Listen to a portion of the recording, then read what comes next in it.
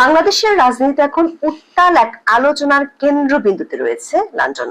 আর এই আলোচনার মূল বিষয় হলো বাংলাদেশের অন্তর্বর্তীকালীন সরকারের প্রধান উপদেষ্টা অধ্যাপক মোহাম্মদ ইউনূস এবং বিএনপির ভারপ্রাপ্ত চেয়ারম্যান তারেক রহমানের আসন্ন বৈঠক।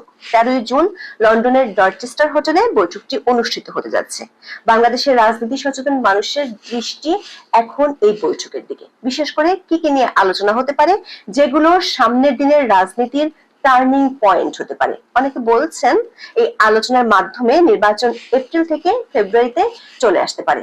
আবার আলোচনা হতে পারে রাখাইন করিডোর এবং চট্টগ্রাম বন্দর ইস্যু নিয়ে। তারও চেয়ে গুরুত্বপূর্ণ ইস্যু হলো নির্বাচনকালীন সরকার এবং সেফ এক্সিট প্ল্যান নিয়ে আলোচনা হবে এই বৈঠকে। কিন্তু প্রশ্ন হলো, এই বৈঠকে সমঝোতা হওয়ার সম্ভাবনা কতটুকু? যদি সমঝোতা না হয় তাহলে কি হবে? বাংলাদেশের শেখ হাসিনা সরকারের পতনের পর গত বছরের 8ই আগস্ট ডক্টর মোহাম্মদ ইউনূসের নেতৃত্বে অন্তর্বর্তী সরকার গঠিত হয়। এরপর থেকে অন্তর্বর্তী সরকারের সঙ্গে রাজনৈতিক দলগুলোর যে পরিমাণ আলোচনা ও সংলাপ হয়েছে তা শুধু বাংলাদেশ কেন, সারা বিশ্বের ইতিহাসই বিরল। সরকার এমনকি জাতীয় ঐক্যমত্য কমিশনও গঠন করেছে সংলাপে বসার জন্য। তাতেও নির্বাচনের দিনক্ষণ এবং সংস্কার নিয়ে ঐক্যমত্যে পৌঁছা সম্ভব হয়নি। এমন পরিস্থিতিতে ঈদের আগে জাতির উদ্দেশ্যে দেওয়া ভাষণে ডক্টর মোহাম্মদ ইউনূস জানালেন, আগামী এপ্রিলের প্রথমার্ধে যে কোনো দিন হতে পারে ত্রয়োদশ জাতীয় সংসদ নির্বাচন। কিন্তু তার সেই ঘোষণার সংকট কাটেনি, উল্টো আদৌ একটি অবাধ, সুষ্ঠু, নিরপেক্ষ ও অন্তর্ভুক্তিমূলক নির্বাচন অনুষ্ঠিত হবে কিনা তা নিয়ে জনমনে সন্দেহ আরো বেড়েছে। এর মধ্যে প্রফেসর ইউনূসের লন্ডন সফর চূড়ান্ত হওয়ার পরপরই গুঞ্জন শুরু হয় যে বিএনপির ভারপ্রাপ্ত চেয়ারম্যান তারেক রহমানের সঙ্গে তার বৈঠক হতে পারে।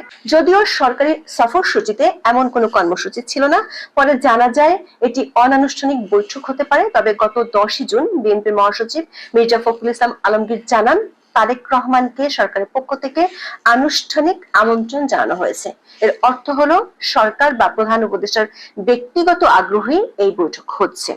সবকিছু ঠিকঠাক থাকলে 13 জুন লন্ডন সময় সকাল 9টা থেকে 11টা পর্যন্ত এই বৈঠক হওয়ার কথা। মির্জা ফখরুল এই বৈঠককে রাজনৈতিক টার্নিং পয়েন্ট বলে মন্তব্য করেছেন।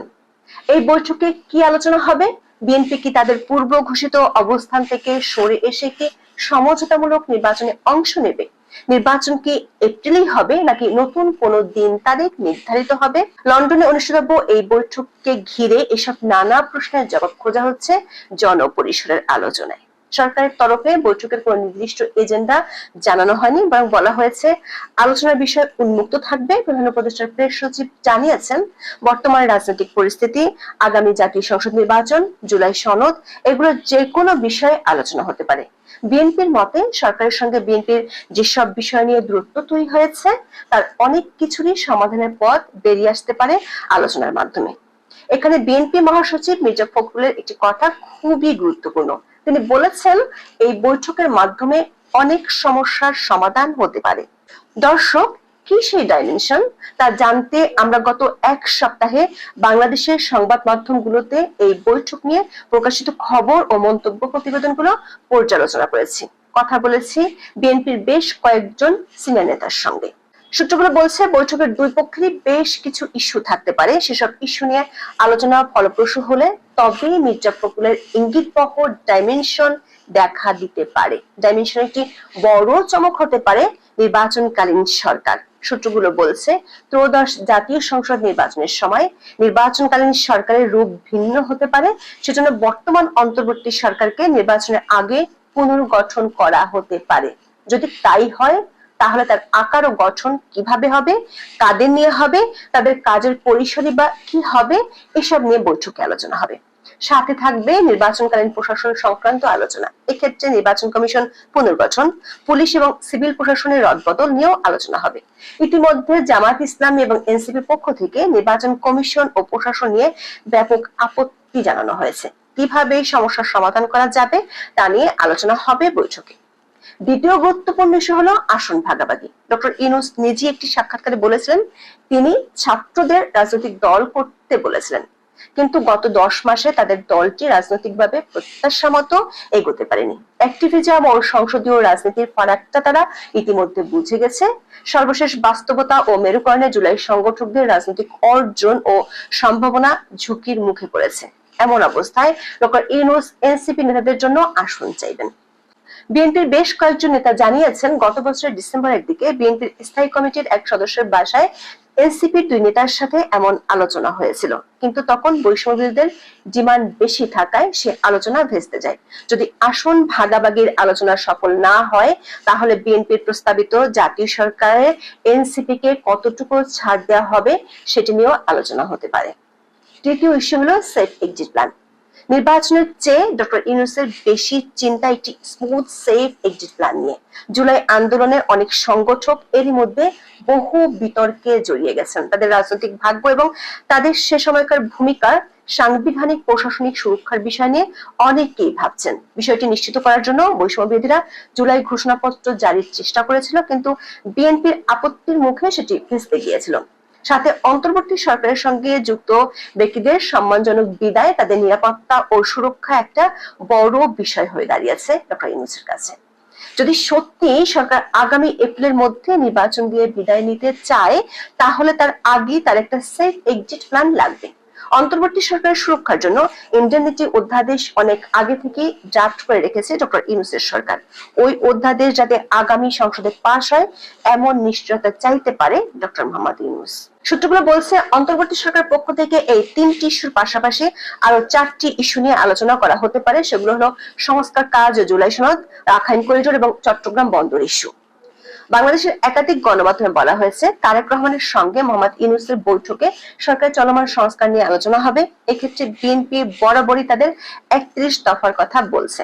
তারেক রহমান হয়তো মোহাম্মদ ইউনূসকে এই বিষয়গুলো স্মরণ করিয়ে দেবেন এবং জাতীয় ঐক্যমত্য কমিশনের সঙ্গে বিএনপির আলোচনার বিষয়ে সেখানে উঠে আসবে। সবশেষ চাথাম হাউজের আলোচনায়ও ডক্টর ইউনূস বলেছেন, জুলাই সনদ হবে আগামী নির্বাচনের পথরেখা। এটি জুলাই মাসের মধ্যেই চূড়ান্ত হবে। এই সনদ নিয়ে বিএনপি যাতে ক্রিটিক্যাল না হয় সেরকম একটি প্রতিশ্রুতি চাইবে সরকার। তবে এই ইস্যুতে সবচেয়ে বড় জটিলতা তৈরি হতে পারে জাতীয় নাগরিক পার্টি বা এনসিপির অবস্থানের কারণে। রাখাইন করিডোর এবং চট্টগ্রাম বন্দর ইস্যু নিয়ে সরকার এক ধরনের অচল অবস্থার মধ্যে পড়ে গেছে। এই দুটি ইস্যুতে বিএনপি সহায়তা চাইতে পারেন ডক্টর মোহাম্মদ ইউনূস। প্রশ্ন হলো, ডক্টর ইউনূসের এসব চাওয়ার বিপরীতে তারেক রহমানের পক্ষ থেকে কি কি ইস্যু থাকবে, সেগুলো কি?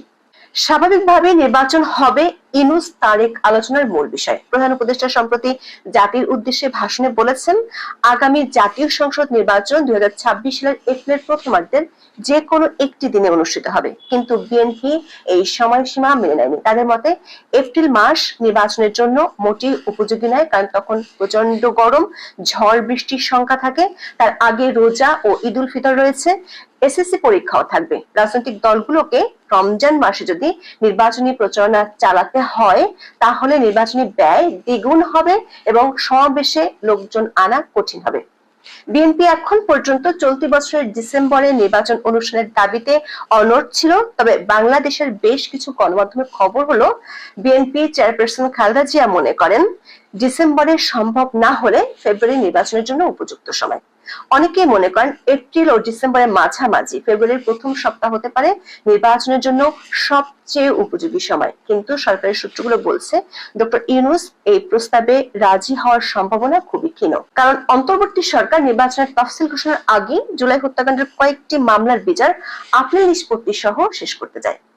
তা করতে না পারলে নির্বাচনের আগে আন্তর্জাতিক চাপে আওয়ামী লীগের কার্যক্রমের উপর যে নিষেধাজ্ঞা সরকার দিয়ে রেখেছে,